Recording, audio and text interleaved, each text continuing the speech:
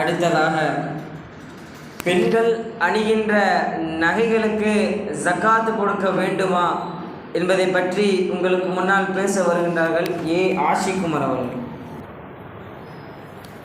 இன்னல் ஹம்துலில்லாஹ் நஹ்மதுஹு வ நுஸல்லி அலா ரசூலில் கரீம். அம்மா பாத் ஃபக்த் क़ால அல்லாஹு தஆலா ஃபி மஹ்கமி தன்ஸீல் வ ஃபில் ஃபுர்கான் பஅத அஊது பில்லாஹி மினஷ் ஷைத்தானிர் ரஜீம். பிஸ்மில்லாஹிர் ரஹ்மானிர் ரஹீம். क़ால அல்லாஹு தஆலா ஃபில் குர்ஆனில் கரீம் அகீமிஸ் ஸலாத் வ ஆத்துஸ் ஸகாத் ஸதகல்லாஹுல் அலீம். வ क़ால நபியுனா ஸல்லல்லாஹு அலைஹி வஸல்லம் அஸ்ஸதகத்து துத்ஃபில் ஹதாயா கமா யுத்ஃபு மாஉன் நார். ஸதக ரசூலுன் நபியுல் கரீம். பெருகி வரும் கருணையினால் பேருலகை காத்து வரும் மாபெரும் இறைவனுக்கே மங்கா புகழ் உண்டாகட்டுமாக. வான்மறையை வகுத்தளித்து வையகத்தை செழிக்க வைத்த நம் வற்றாதை வாஞ்சை கொண்ட நம் நபிக்கே சாந்திகளாம். என்னுடைய உரையை ஆரம்பிப்பதற்கு முன்பாக இஸ்லாத்தின் காணிக்கையான சலாமை தெரிவித்துக் கொள்கிறேன். அஸ்ஸலாமு அலைக்கும் வரஹ்மத்துல்லாஹி வபரகாத்துஹு. பெண்கள் தாங்கள் அணியும் நகைகளுக்கு ஜக்காத் கொடுக்க வேண்டுமா என்ற கேள்வி எழும்பும் பொழுது, இந்த விஷயத்திலே ஹனஃபி இமாம் அவர்களுக்கும் ஷாஃபி இமாம் அவர்களுக்கும் கருத்து வேறுபாடுகள் இருக்கின்றன. இப்போ ஹனஃபி இமாம் என்ன கூறுகின்றார்கள் என்று சொன்னால், பெண்கள் தாங்கள் அணியும் நகைகளுக்கு ஜக்காத் கொடுக்க வேண்டும் என்று கூறி இரண்டு ஆதாரம் அவர்கள் இரண்டு ஹதீஸை வைக்கிறார்கள். என்ன வைக்கிறார்கள்? ஹனஃபி இமாம் ஆதாரம் வைக்கிறார்கள். ஒரு தடவை நபி ஸல்லல்லாஹு அலைஹி வஸல்லம் அவர்களிடம் இரண்டு பெண்மணிகள் கையில் தங்க நகைகள் தங்கள் வளைகள் அணிந்த நிலையில் வாரார்கள். வந்த உடனே ஸல்லல்லாஹு அலைஹி வஸல்லம் அதை பார்க்கிறார்கள்.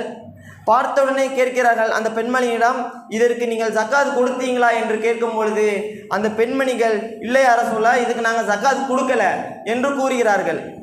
ஸல்லல்லாஹு அலைஹி வஸல்லம் அவர்கள் திரும்ப சொல்கிறார்கள், இதுவே நீங்கள் நரகத்திற்கு போவதற்கு போதுமாக இருக்கிறது என்று கூறுகிறார்கள். இந்த ஹதீஸை இதனின் அடிப்படையில் அணியும் நகைகளுக்கு ஜக்காத் கடமையாகும் என்று கூறுகின்றார்கள். அது மட்டுமல்ல, இன்னொரு ஹதீஸும் வைக்கின்றார்கள். ஆயிஷா ரலியல்லாஹு அன்ஹா அவர்கள் ஸல்லல்லாஹு அலைஹி வஸல்லம் அவர்கள் வீட்டுக்கு வரும்போது ஆயிஷா ரலியல்லாஹு அன்ஹா அவர்கள் கையில் தங்க மோதிரம் அணிந்ததை பார்க்கின்றார்கள். உடனே ஸல்லல்லாஹு அலைஹி வஸல்லம் அவர்கள் ஹஜ்ரத் ஆயிஷா ரலியல்லாஹு அன்ஹா அவர்களிடம், இந்த தங்க மோதிரத்திற்கு நீங்கள் ஜக்காத் கொடுத்தீங்களா என்று கேட்கும் பொழுது, இல்லையா ரசூலல்லாஹ், நான் இதுக்கு ஜக்காத் கொடுக்கல என்று சொல்கின்றார்கள் ஆயிஷா ரலியல்லாஹு அன்ஹா. உடனே நபி ஸல்லல்லாஹு அலைஹி வஸல்லம் அவர்கள் சொல்கிறார்கள், நீங்கள் நரகம் போவதற்கு இதுவே போதுமானது என்று சொல்கிறார்கள்.